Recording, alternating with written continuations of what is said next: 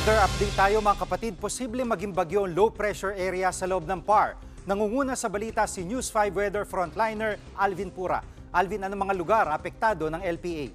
Yes, Gigi, sa ngayon nga meron tayong low pressure area dito sa loob ng ating Philippine Area of Responsibility. Nandito po yan sa may West Philippine Sea, around 175 kilometers western section po ng Sirait, Ilocos Sur. Sa ngayon, yung kanyang kaulapan at yung kanyang trough o yung extension niyan ay nakaka-apekto po dito sa malaking bahagi ng Northern Luzon, kasama na po dyan ang Central Luzon. At maliban dyan, yung ating habagat naman ang dadala ng mga kalat-kalat na pagulan at mga posibleng thunderstorms. Dito po sa natitirang bahagi ng Luzon, nag-extend pa yan dito sa Mimaropa, Bicol Region at kahit dito sa ilang bahagi ng Visayas. Again, ito pong ating low pressure area ayon sa pag-asa ay nasa medium po.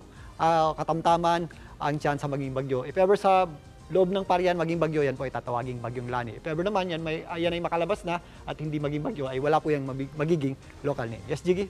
At palalakasin ba ng LPA ang hanging habagat? Sa ngayon, hindi ganong kalakasan yung ating habagat, pero meron tayong epekto nito dahil nga dito sa inflow ng hangin na patungo dito sa ating low pressure area.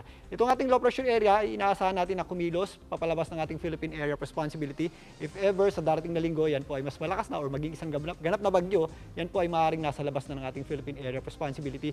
Pupunta naman sa kanya yung ating habagat o southwest monsoon. Sa ngayon, yung ating habagat ay nagpapaulan dito po sa western section ng Luzon at western section ng Visayas. Pero sa susunod na linggo, meron tayong inaasahang tinatawag na monsoon break o ang paghina ng habagat dahil nga kasabay ng paglayo niyan, hihilahin niya papunta sa kanyang habagat at meron nga tayong pagbabalik ng tinatawag nating easterly. So, yung ating habagat po ay tuluyang mawawala next week o magpapahinga po sa susunod na linggo. Yes, Gigi? Kumusta magiging lagay ng panahon ngayong weekend? Sa ngayon, Gigi, yung ating low pressure area ay nagdadala po ng maulap na panahon at mga kalat-kalat na pagulan.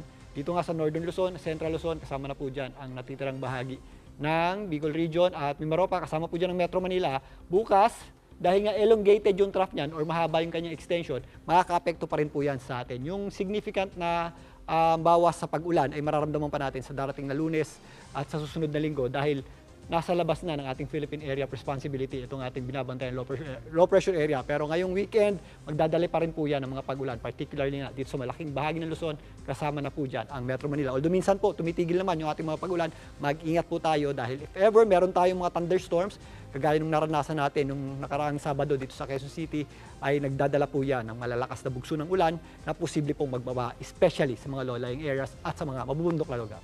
Yes, Gigi? At Alvin, ngayong weekend o ngayong Setyembre ay mga ilang bagyo pa ba posibleng pumasok sa bansa? Yes, ayon sa pag-asa, meron tayong inaasahang 2 hanggang 4 na bagyong posibleng pumasok or mabuo sa loob ng ating Philippine Area of Responsibility. Pero Gigi, minsan may mga bagyong minsan may mga sama ng panahon na nagiging bagyo if palabas na sa ating Philippine Area of Responsibility. So counted pa rin po yan kahit hindi po tumama, basta nasa loob ng ating PAR, binibigyan po yan ng local name at kasama po yan doon sa ating pagtaya na 2 hanggang 4 na bagyo. Yan po ang ulat ni News 5 Weather frontliner Alvin Pura. Mga kapatid, Jig Manikad po, pagdating sa mahalagang balita sa loob at labas ng bansa, dapat una sa lahat, mag-follow at mag-subscribe na sa social media pages ng News 5.